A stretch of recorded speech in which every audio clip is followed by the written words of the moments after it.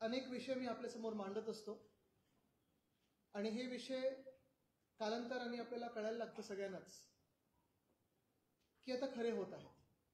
रस्त्याचा घोटाळा असेल, अनेक असे विषय जे आपल्यासमोर आलेले होते ते आपण आपल्याच माध्यमातून म्हणजे प्रेसच्या माध्यमातून लोकांसमोर आणले आणि त्या धक्कादायक गोष्टी लोकांसमोर आता ती सत्य परिस्थिती म्हणून दिसायला लागलेली आहे. काल परवाकडे 2 दिवस मी पाहत आहे पेपरमध्ये बातम्या झळकत आहेत, बातम्यांवर चर्चा होत आहे की गायमुख भाईंदर ठाणे उन्नत मार्ग असेल, टनल असेल, ट्विन टनल असेल, ह्याची बातमी ही सगळीकडे आली आहे की कोर्टाने मोठा धक्का दिलेला आहे या सरकारला. धक्का बाकीच्या कोणालाच बसला नाही, सरकारला बसला. कारण ह्यांचे जे खिशे भरत होते ते आता कापले गेलेले आहेत. पण मी मनापासून कोर्टाचं अभिनंदन करतो आणि तसंच जे L&T कंपनी जी कोर्टात गेली, कोर्टात जाण्याची हिंमत केली त्यांचं देखील अभिनंदन करतो. कारण सहसा कॉन्ट्रॅक्टर एवढी हिंमत कोण करत नाही, लढा देण्याची हिंमत करत नाही. पण आज आपण पाहतोय की हे निविदा कोर्टाच्या इशाऱ्यानंतर रद्द केली गेली आहे. स्पेशल माघार वगैरे अशा सगळ्याच्या बातम्या आलेल्या आहेत. पण ही तुम्हाला लक्षात आणून देऊ इच्छितो, कारण मी 2 दिवस मुद्दामून काही बोललो नाही, कारण कोर्टाची प्रक्रिया सुरू असताना कुठेही राजकीय हस्तक्षेप नको, कुठेही राजकीय स्टेटमेंट्स नको. पण जर तुम्ही मागच्या वर्षी 3 ऑक्टोबरची जर आठवण केली तर मातोश्री इथे मी पत्रकार परिषद घेतली होती आणि ह्याच रस्त्याबद्दल, ह्याच घोटाळ्याबद्दल हीच बातमी मी आपल्या माध्यमातून लोकांसमोर आणली होती. तेव्हा हेच माझे प्रश्न होते. आपल्याला आठवत असेल 14,000 कोटीच्या निविदा काढल्या होत्या. ते गायमुख भाईंदर आणि मग तिथून पुढे बोरिवलीपर्यंत जो टनल त्यांना करायचं, ट्विन टनल करायचं आहे, 14,000 कोटीच्या निविदेसाठी MMRDAने फक्त 20 दिवस दिले होते पहिले. म्हणजे निविदा काढली होती 13 सप्टेंबर 2024ला आणि शेवटची तारीख होती 3 ऑक्टोबर 2024. आणि तेव्हा पण मी हा प्रश्न विचारला होता की नक्की अशी काय घाई आहे निवडणुकीच्या आधीची की ह्या एका कुठच्या आवडत्या कॉन्ट्रॅक्टर, लाडक्या कॉन्ट्रॅक्टरसाठी तुम्ही फक्त 20 दिवस निविदेसाठी देत आहात. काय अशी नक्की घाई आहे की हा उन्नत मार्ग असेल, हे ट्विन टनल असेल, तुम्हाला 20 दिवसात त्याची पूर्ण टेंडरची प्रोसेस पूर्ण करायची आहे. कारण सहसा जर तुम्ही पाहिलं तर कुठचंही शॉर्ट टेंडरचं काम जे असतं हे फक्त आणि फक्त इमर्जन्सी वर्कसाठी असतं. कुठेही काही दरड कोसळली आहे तिथे आपल्याला ते परत बनवायची आहे, कुठे भिंत फुटलेली आहे, कुठे इमर्जन्सी अर्जंट काही काम करायचं आहे, जरा फ्लॅश बंद करा. तर हे जे असतं ते शॉर्ट टेंडर नोटीस तेवढ्याच कामांसाठी असतं. पण ह्या मोठ्या कामासाठी 14,000 कोटीच्या कामासाठी, इन्फ्रास्ट्रक्चरच्या कामासाठी शॉर्ट टेंडर नोटीस कसं काढलं मला माहित नाही. तेव्हा मी हंगामा केल्यानंतर, पत्रकार परिषद घेतल्यानंतर, आपण देखील आपल्या माध्यमातून हीच बातमी सगळीकडे लावल्यानंतर तातडीने कोणीतरी कोर्टात धाव घेतली होती आणि तेव्हा पण मी सांगितलं होतं हा घोटाळा आहे, हा भ्रष्टाचार सांगत होतो. MMRDAने सांगितलं तर नाही, हा भ्रष्टाचार नाही, असं खूप वेळा होत असतं. पण कोर्टात बरोबर दुसऱ्या दिवशी MMRDAने सांगितलं आता 20 दिवस नाही, आम्ही ती निविदा प्रक्रिया 60 दिवसापर्यंत नेत आहोत. तिथेच पहिलं सिद्ध झालं होतं की ह्याच्यात काही ना काहीतरी घोळ आहे. त्याच्यानंतर अजून एक मी गोष्ट आपल्यासमोर आणली होती की ह्या 14,000 कोटीच्या निविदेसाठी जे काही टेंडर कंडिशन्स टाकल्या होत्या त्या अशा होत्या की फक्त काही आवडत्या कॉन्ट्रॅक्टरना हे निविदा मिळू शकते, ही टेंडर मिळू शकतं. आणि बँक गॅरंटी जी आली होती याच्यासाठी 1,600 कोटीची, ती bank guarantee Saint Kitts and Lucia हे जो एक देश आहे वेस्ट इंडिजमध्ये, कॅरिबियनमध्ये, तिकडच्या एका बँकेकडून ही बँक गॅरंटी आणली होती. आणि तेव्हा मी हा प्रश्न विचारल्यानंतर परत कोर्टामध्ये कोणीतरी याच्यात धाव घेतली होती आणि कोर्टाने ही बँक गॅरंटी असेल आणि हे जे काही थोडे काही तेव्हा जी अटी शर्ती होत्या ते शिथिल करून घेतल्या, त्या बँक गॅरंटी रद्द करून घेतली होती. मला आठवतं त्यानंतर मी 10 तारखेला ट्विट देखील केलं होतं, 11 तारखेला परत एकदा प्रेस कॉन्फरन्स घेतली होती आणि कोर्टाचे आभार मानले होते. पण एकंदर सांगण्याचा मुद्दा हाच आहे की कदाचित त्यावेळेला आपल्याला वाटलं नसेल की हा एवढा मोठा घोटाळा आहे की कोणासाठी होत आहे.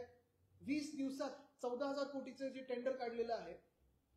पण आज जेव्हा कोर्टाचा निकाल येतो, म्हणजे आज ज्या बातम्या मी पाहतोय, सरकारची स्पेशल माघार, मग MMRDA scraps tenders after 14,000 crores, हे कोर्टाने इशारा देणं की आम्ही रद्द करू की तुम्ही रद्द करताय, ही खूप मोठी गोष्ट आहे. कुठच्याही सरकारला मागे जाण्याची वेळ काय आली. सहसा जेव्हा युक्तिवाद होतो कोर्टामध्ये तेव्हा आम्ही कसे बरोबर आणि तुम्ही कसे बरोबर ह्याच्यात खूप खेचलं जातं. सहसा कुठचाही कॉन्ट्रॅक्टर असेल, आणि मी कुठच्याही कॉन्ट्रॅक्टरचं नाव घेत नाही, पण कुठचाही कॉन्ट्रॅक्टर सरकारच्या विरोधात एका टेंडरसाठी लढायची हिंमत करत नाही आणि एवढं खेचायची हिंमत करत नाही. कुठे ना कुठेतरी आउट ऑफ कोर्ट सेटलमेंट करतात, कुठे ना कुठेतरी वेगळ्या टेंडरवर शांत बसून जातात. पण ह्या देशामध्ये सत्यमेव जयतेचा विजय होतो आणि सत्तामेव जयतेचा होत नाही, हे ह्या आजच्या ह्या केसनी पुन्हा एकदा आपल्याला विश्वास दिलेला आहे. कारण आज जेव्हा MMRDA ला मागे जायला लागलं, पहिले माघार त्यांनी जेव्हा मी हंगामा केला की 20 दिवसाची नोटीस का काढली, तेव्हा 60 दिवसाचं आम्ही कालावधी देतो सांगितलं, तिथे मागे गेलो.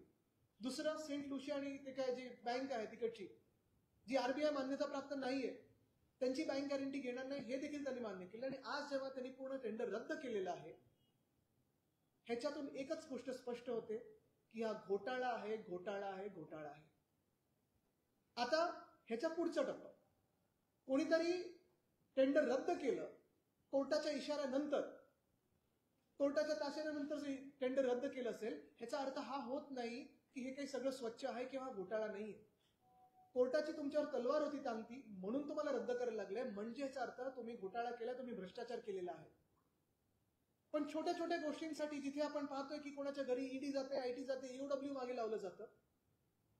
आज मी प्रश्न विचारत आहे फडणवीस साहेबांना, जे मुख्यमंत्री ते राज्याचे, की तुम्ही ही टेंडर प्रक्रिया जरी रद्द केली असेल तरी ज्यांच्याकडे हे खातं आहे भ्रष्टनाथ शिंदे, त्यांच्यावर EOW ची चौकशी लावणार का? तुम्ही जरी आज हे टेंडर रद्द केलं असेल तरी तत्कालीन जे मुख्यमंत्री होते, घटनाबाह्य जरी असतील तरी त्यांच्यावर तुम्ही ED ची चौकशी लावणार आहात का? IT ची चौकशी लावणार आहात का? कारण भ्रष्टनाथ शिंदे हे त्यावेळी पण मी सांगत होतो, त्यांनी ह्याच्यात खोके घेतले असतील, धोके दिले असतील. धंदा लो चंदा दो जी पूर्ण स्कीम चालू आहे, त्याच्यात हे एक उदाहरण आहे जिथे आज सरकारला मागे जायला लागलंय, कारण ह्याचं कारण भ्रष्टाचार आहे. आणि म्हणून जे सांगतात की ना खाऊंगा ना खाने दूंगा, किंवा जे आज आपण पाहतोय की फडणवीस साहेबांना पण सांगतात, फडणवीस साहेब सांगतात की मला स्वच्छ कारभार पाहिजे. आज मी त्यांना विचारत आहे आपल्या माध्यमातून की भ्रष्टनाथ शिंदे जे त्यावेळी मुख्यमंत्री होते आणि नगर विकास खातं जे MMRDA ज्याच्या अंतर्गत येतं ते त्यांच्याकडेच आहे. कदाचित तुम्ही अधिकाऱ्यांवर कारवाई कराल, तुम्ही त्यांना सस्पेंड कराल, बाजूला कराल, पण अधिकाऱ्यांवर कारवाई करून काही अर्थ नाही. कारण जे आदेश देतात हे सगळे घोटाळे करण्याचे ते भ्रष्टनाथ शिंदे आहेत. त्यांच्यावर तुम्ही EOW ची चौकशी लावणार का? त्यांच्यावर न्यायालयीन चौकशी लावणार का? त्यांच्यावर तुम्ही ED ची चौकशी लावणार का? आणि जो त्यांचा भ्रष्टाचार आहे तो सिद्ध त्याच्यातून होतच आहे. पण हा दिसत असल्यामुळे जोपर्यंत ती चौकशी पूर्ण होत नाही तेव्हापर्यंत तुम्ही ह्यांना मंत्रिमंडळातून ह्यांची हकालपट्टी करणार का? या सरकारमध्ये फडणवीस साहेबांना दुसऱ्या कोणाची गरज पण नाही खरं पाहिलं गेलं. दादांचा पाठिंबा आहे, पण स्वच्छ जर कारभार करायचा असेल तर त्यांच्या पदाचा, उपमुख्यमंत्री पदाचा राजीनामा घेऊन त्यांना बाजूला करून चौकशीला समोर जावं लागेल. मला वाटतं पहिला हा घेऊया ना, हा तर सिद्ध झालेला घोटाळा. तर माईक पाहिजे का?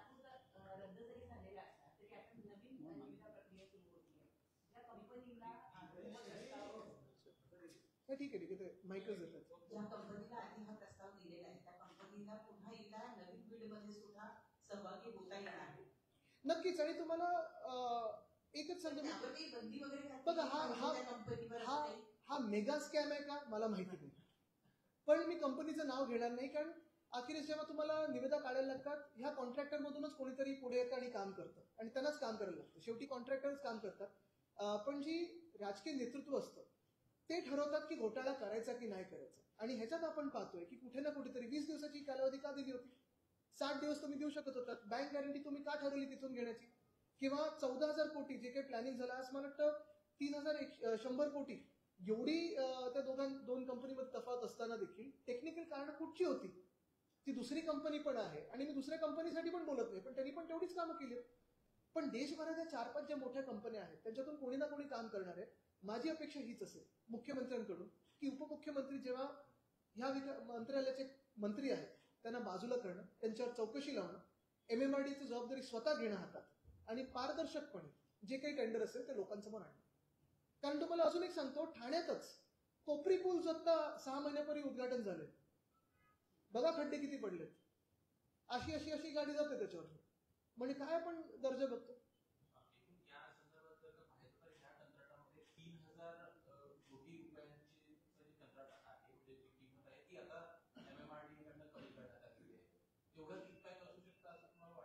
असूही शकतं, पण आता ह्याच्यात अजून एक महत्वाची गोष्ट म्हणजे हे टेंडर कधी काढलं होतं? मागच्या ऑक्टोबरमध्ये. टेंडर दिलं पण तेव्हाच होतं, म्हणजे त्या डिसेंबरच्या आसपास. तेव्हा निवडणुका होऊन गेलेल्या आहेत. तेव्हा मुख्यमंत्री कोण होतं? तेव्हा नगरविकास खात्याचं मंत्री कोण होतं? किकबॅक मिळाले नाही मिळाले, पण आमच्या तिजोरीला किक तर मिळाली. तसं पाहायला गेलं तर हे नुकसान तर जे काही असेल ते झालं असेल. ऍडव्हान्स मोबिलायझेशन दिलंच असेल MMRDAने. मुंबईच्या रस्त्यांमध्ये कधी नाही तो ऍडव्हान्स मोबिलायझेशन द्यायला निघाले ते.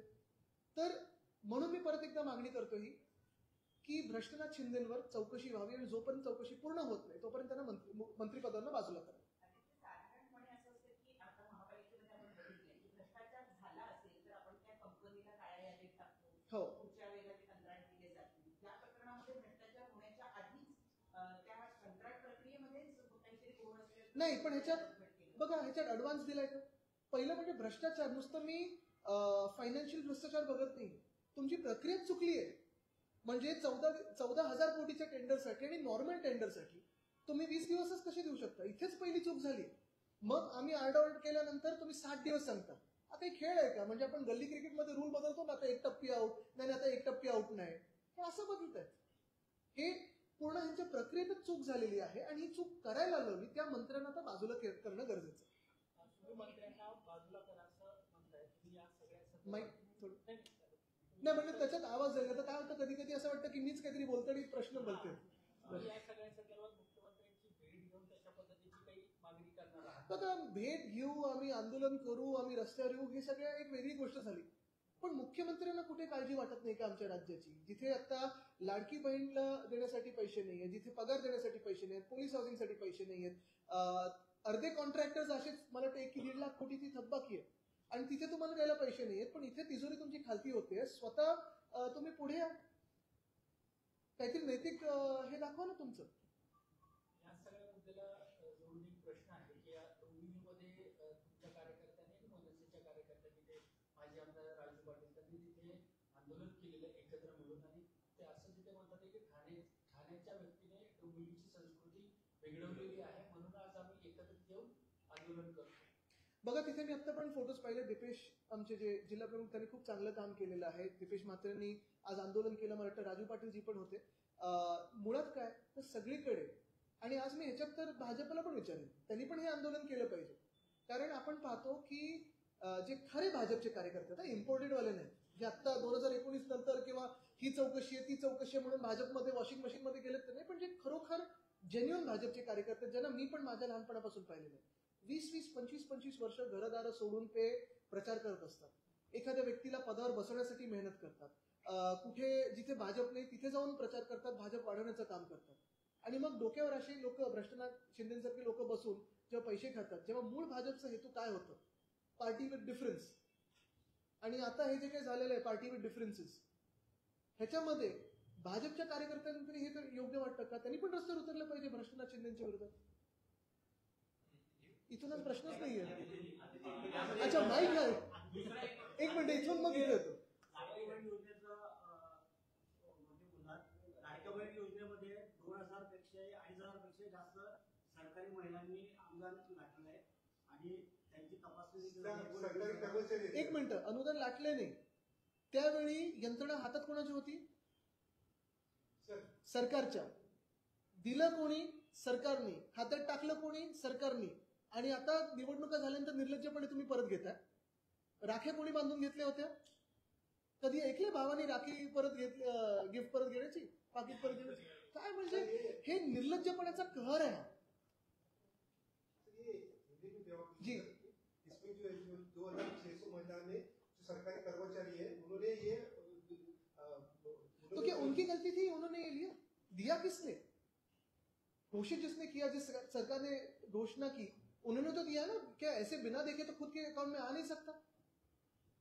तो फिर ये आए कैसे? ये क्या जैसे भाजपा को चुनाव में वोटिंग होती है, बिना देखे बिना दबाए ईवीएम में आ जाता है वोट, ऐसे तो नहीं हुआ ना. किसी ने तो, जिन्होंने ये किया है, पहले सवाल उनसे पूछे, क्या बहनों से कभी आशीर्वाद पीछे लिया जाता है? क्या मांग करते हैं आप? मैं मांग कुछ नहीं कर रहा हूँ, जो है वो रहने दीजिए. अभी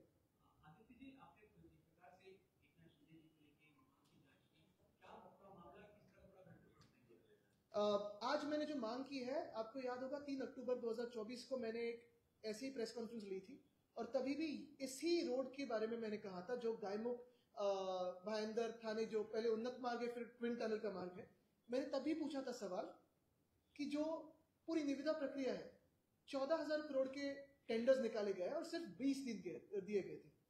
शॉर्ट टेंडर नोटिस कभी 7 दिन की होते, कभी 15 दिन के होते, कभी 20 दिन के होते, लेकिन वो सारे शॉर्ट टेंडर नोटिस इमरजेंसी काम के लिए होते। क्या ये इमरजेंसी काम था? ये तो बहुत बड़ा इंफ्रास्ट्रक्चर का काम था, 14,000 करोड़ का काम था। तभी भी मैंने प्रधानमंत्री महोदय से मांग की थी कि आप इसके भूमि पूजन के लिए कृपया ना आए और आपका इसमें नाम खराब ना करें। तभी भी आपको याद होगा कि जब मैंने इस पे हंगामा किया तब फिर किसी ने कोर्ट में जाके इस पे अपना एक पीआईएल फाइल की थी, अब केस फाइल की थी, और उसी में एमएमआरडीए ने भी कहा था कि 20 दिन में अभी हम 60 दिन की ये प्रक्रिया करेंगे। यानी कहीं ना कहीं कुछ तो गड़बड़ थी। जो बैंक गारंटी दी गई थी, जिस कंपनी को ये टेंडर मिला, उन्होंने bank guarantee Saint Kitts and Lucia करके जो देश है वहां से दी गई थी, कहीं कैरिबियन में ये देश है। क्या वो बैंक आरबीआई की मान्यता प्राप्त थी? नहीं थी। फिर उसी में कोर्ट में काफी सारे सवाल पूछे गए, बयान भी आए और ये बैंक गारंटी कैंसिल कर दी गई थी। और ये जब एमएमआरडीए ने कहा 20 दिन से हम 60 दिन करेंगे, तब मैंने कोर्ट के भी आभार माने थे कि ये न्याय प्रक्रिया ऐसे ही चलती रही। आज उसी कोर्ट से मैं उनके आभार भी मानता हूं कि आज सत्यमेव जयते की जीत हुई है। सत्तामेव जयते की नहीं तो सत्यमेव जयते की। और यही देख रहा हूं मैं देश में कि ये सारे जो भ्रष्ट काम है, कहीं ना कहीं इसमें रोक लगना जरूरी है। ऐसे ही आदेश आना जरूरी है कोर्ट से, ऐसे ही न्याय मिलना जरूरी है। कोर्ट के जो ऑब्जर्वेशंस है, उनकी जो कल एक ये थी कि आप कैंसिल करते हो टेंडर की हम करें, उसी पे आज एमएमआरडीए ने टेंडर कैंसिल किया है। अगर टेंडर कैंसिल किया है, इसका ये अर्थ नहीं होता कि इसमें कोई भ्रष्टाचार नहीं है।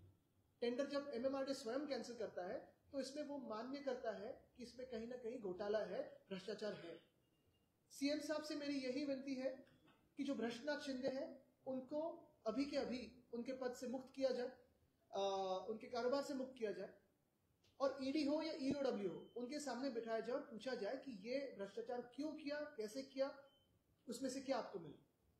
क्योंकि उनके पूरे टेन्योर में जो भी कामों को उन्होंने हाथ लगाया है, तो कॉन्ट्रैक्टर बदला है या एस्केलेशन हुआ है, या अगर आप क्वालिटी देखें तो सबसे खराब क्वालिटी ये भ्रष्टनाथ शिंदे के कामों में दिखती है। फिर वो समृद्धि महामार्ग की अगर आप क्वालिटी देखें, कोपरी ब्रिज की क्वालिटी देखें, कोस्टल रोड जो हमारा सपना था जो वो पूरा कर नहीं पाए, लेकिन जो इनॉग्रेशन किया उन्होंने, क्या रोड की क्वालिटी देखें, या फिर अभी ये टेंडर देखिए, ये तो स्क्रैप करना पड़ा एमएमआरडीए। इसी को लेकर जब जिस कंपनी को टेंडर दिया गया है, जब इलेक्टोरल बॉन्ड की जानकारी सामने आई थी, तब एक आरोप लगा था कि चंदा दो धंधा दो। क्या आपको लग रहा है ये जो पूरा मामला, उस समय मुख्यमंत्री जो थे एकनाथ शिंदे थे, उसी से जुड़ा हुआ? तो एकनाथ शिंदे जी का तो बहुत करीबी नाता है चंदा से। वो तो रात को गाते थे चंदा रे चांद को, ये इनसे नहीं। देखते हैं कौन सी आज चांद की फेज है, क्या कौन सी रात है, गाँव जाके। मैं फिर एक बार कहूंगा कि मैं किसी भी कॉन्ट्रैक्टर का नाम नहीं लेना चाहता। मैं ये नहीं कहना चाहता कि कोई मेगा स्कैम है। मेगा MEGA, उसमें H नहीं है, लेकिन क्योंकि आखिर में काम तो कॉन्ट्रैक्टर ही करता है, लेकिन ये इसमें जो पॉलिटिकल फोर्स था इसके पीछे, उसकी बिल्कुल इंक्वायरी होनी जरूरी है।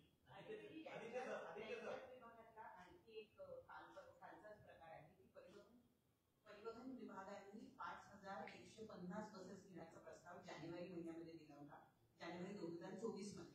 आता असं कळत आहे की कंपनी त्या इलेक्ट्रिक बस पुरवठा करू शकत नाही, मग त्या कंपनीचा कंत्राट रद्द करणं असा जाहीर फोनवर हिंदीत बोलले असतील मंत्र्यांबरोबर म्हणून। पण आता पुन्हा एकदा त्या कंपनीला वेळ देण्यात येते आणि त्याचबरोबर त्याची गॅरंटी अर्थखात्याने द्यावी असं सुद्धा सांगण्यात येतं। नाही, मला वाटतं कुठे ना कुठेतरी आपण एक पाहतोय की कदाचित एशनची गटाकडून फडणवीस साहेबांना पूर्णपणे बदनाम करायचं आणि राज्य चालूच द्यायचं नाही, हा एक प्रकार असू शकेल। पण एक महत्वाचं आहे की देवेंद्रजींनी काय चालले नेमकं या खात्यामध्ये। म्हणजे 100 दिवस ठीक आहे, त्यांनी ऍड्स बीट खूप केल्या, पुढच्या 100 दिवसात कोणी कोणी काय काय केलेलं आहे, किती घोटाळे झाले, जे पॉलिसीज जाहीर झाल्या, जे उद्घाटन झाले, पुढच्या 100 दिवसात काय त्यांनी कुठपर्यंत ते पोहोचलेले आहेत, हा देखील आढावा घेतला तरी सगळी ही जी खाती ह्याला देऊन ठेवलीत ना, त्याच्यात कुठे ना कुठे तुम्हाला घोटाळा सापडेल। चौकशी सुरू आहे सध्या ईडीमध्ये, त्याच्यात तुमचं नाव वारंवार घेतलं जात आहे, त्याबद्दल आपलं काय? माझं नाव तर त्यांच्या स्वप्नात पण येतं। मंत्री मंत्री कुठचे? मी म्हणाले तुमचे एका मित्राचं अच्छा नाही ते मोदी साहेबांचे मित्र आहेत. क्रिसमस पार्टी त्यांच्याबरोबर करतात ते. आदित्यजी परिवारचा विषय निघाला होता. एक मिनिट इथून. नदी गाळ प्रकरणामध्ये तुमचं वारंवार नाव घेतलं जात आहे. तसे आरोप प्रत्यारोप केले जात आहेत. काल भाजप आमदार प्रताप दाड यांनी पण जाहीर प्रेस कॉन्फरन्स घेऊन तुमच्यावरती आरोप केले. त्यांच्याबद्दलचं बोलायला कोणी सुरू केलं, पण मला वाटतं त्यांच्या स्वप्नात पण मी येतो आणि मी पहिलं पण सांगितलं आणि मी हे पण सांगितलं की त्याच्यात पूर्णपणे चौकशी व्हावी आणि ज्यांनी कोणी घोटाळा केला, कारण मागचे 3 वर्ष आपण पाहतो आणि आता हा पावसात जो हाल झालेला आहे, मग ते मेट्रोचं स्टेशनचं असेल, कोणी पैसे खाल्ले त्याच्यात मेट्रोच्या स्टेशनची एस्केलेशनची यादी आमच्याकडे पण आहे. पण मुख्य गोष्ट हीच आहे की पुन्हा एकदा तुम्हाला सांगतो, हे आजचं जे काम असेल, परवाचं पावसाचं जे काम असेल, मिठी नदीचा घोटाळा असेल, सगळे जे दोषी आहेत त्यांना तुम्ही तुरुंगात टाकलंच पाहिजे, हे मी आज तुम्हाला सांगतो. आदित्य जी, इसी को लेकर क्या आपसे दोस्ती का खामियाजा डीनू मौर्य को भुगतना पड़ रहा है क्या? अरे ये दोगा तो पलटी माझी दोस्ती करेंगे. उनकी दोस्ती तो मोदी साहब से है, क्रिसमस पार्टी उनके साथ ही हुई है, लेकिन आज मैं वापस आपको इसी पे लाना चाहता हूँ. ये कॉन्ट्रैक्टर किसके दोस्त है फिर? बॉन्ड्स किसको दिए? कि जेम्स बॉन्ड जैसे बॉन्ड आए कि कैसे आए?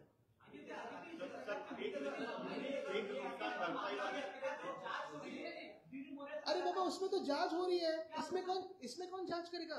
हिम्मत है भ्रष्टाचार शिंदे को बुलाने की फडणवीस साहब में? जांच करने की हिम्मत है? पूछिए ना, पूछिए उनसे. वर्लीमधील आचार्य अत्रे चौक जवळपास 2 ते 3 बंद आहे. 2 ते 3 दिवसात सुरू होईल असं म्हणलं जात होतं, पण अजूनही त्याची काही चिन्ह दिसत नाही. पण सुरू व्हायला मग उद्घाटन आधी का केलं होतं आणि कोणी केलं होतं? ती भिंत पडली ती कोणाची जबाबदारी होती? पाणी तुंबलं ती कोणाची जबाबदारी होती? आणि मग त्या दिवशी जे खोटं बोललात तुम्ही की 90 mm मध्ये पाऊस पडतो, 90 mm मध्ये पाऊस पडायला मुंबईत कधीही 90 mm पाऊस पडतोच ना, पण भिंत पडू शकते का? पण असो, त्या दिवशी हा मी विषय घेतलेला होता. आज मी तुम्हाला परत एकदा ह्या विषयावर आणेन, कारण हा विषय फार महत्वाचा आहे. हे मराठीत आणि इंग्लिशमध्ये जे आले, अनेक वेगळ्या भाषांमध्ये आलेलं आहे की ह्या टेंडरला कोर्टाच्या आदेशामुळे, कोर्टाच्या धमकीमुळे, इशाऱ्यामुळे, धमकी चुकीचा शब्द होईल, इशाऱ्यामुळे रद्द करायला लागले.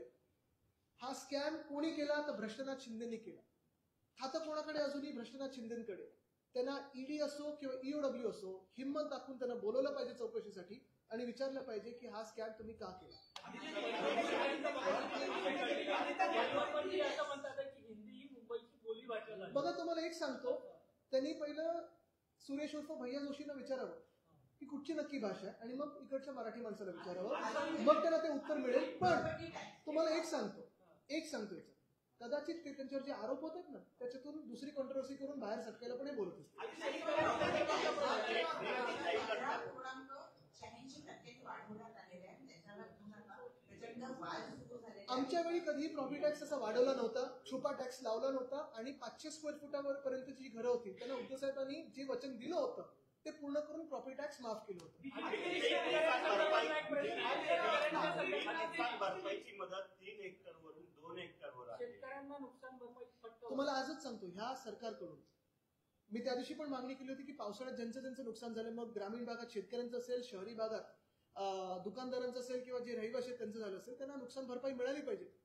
पण हे सरकार हे अशा मेगा स्कॅम वाल्यांनाच भरपाई देत असतं, स्वतः भरपाई घेत असतं आणि भरपूर घेत असतं. मला वाटत नाही ह्यांच्याकडून काही आता अपेक्षा राहिली. बीजेपी के नेता है गिरिराज सिंह, जिस प्रकार से ऑपरेशन सिंदूर को लेके विपक्ष या कांग्रेस लगातार सबूत मांग रहे हैं. गिरिराज सिंह का कहना है अगर जो सबूत मांग रहे वो पाकिस्तान जाए, वहां पे उनको सबूत मिलेगा. इसकी बयान को किस तरह देखते हैं? उनके बयान को देखने की जरूरत ही नहीं है. ऐसा कभी बयान मैंने सुना ही नहीं. यानी ये बयान देने वाले थोड़े न्यूज़पेपर देखे, अगर एएनआई की भी न्यूज देखे तो उनको पता चलेगा कि सारा विपक्ष यही मांग कर रहा था कि पाकिस्तान को नेस्तनाबूद कर दो. सीज फायर उनके पार्टी ने डिक्लेयर किया है, उनकी सरकार ने डिक्लेयर किया. पहले वो प्रधानमंत्री से पूछा. आदित्य जी, एक अर्थव्यवस्था की जो दर है वो 6.5 पर आ गई, जबकि पिछले साल ये 9.2 थी. इस गिरावट किस तरह देखते हैं? और दूसरा जो उन्होंने सवाल पूछा उसमें एडिशन, सीडीएस अनिल चौहान ने कबूल किया है कि हमारे कुछ जेट्स, इंडियन जेट्स, उनको नुकसान हुआ है. उन्होंने ब्लूमबर्ग टीवी से बात करते हुए कहा. तो जगह लगातार विपक्ष जो पूछ रहा था कि पहले जयशंकर जी ने इन्फॉर्म करते क्या उस वजह से ये देखिए, जयशंकर जी ने तो जो उनकी गलती थी वो तो पूरी टीवी पे ही बता दी कि जब अटैक हो रहे थे तब वो बता दिया था. जीडीपी की बात हो, इकोनॉमी की बात हो, मुझे लगता है ये सारी बातें तो बहुत बड़ी है. बेरोजगारी तो हमें रास्ते पे दिख रही है और वो कोई भजिया नहीं कर रहे, वो ढूंढ रहे कि हमें कब कोई रोजगार देगा, कोई ऐसी सरकार आए जो हमारी दिल की आवाज सुने, सिर्फ किसी की मन की बात की नहीं. लेकिन कोई और बयान न देते हुए मैं वापस आपको क्योंकि इसी की न्यूज होनी चाहिए। यही हमारी इकोनॉमी डूब रही है, इन्हीं कॉन्ट्रैक्टर्स के पॉकेट्स में। धन्यवाद।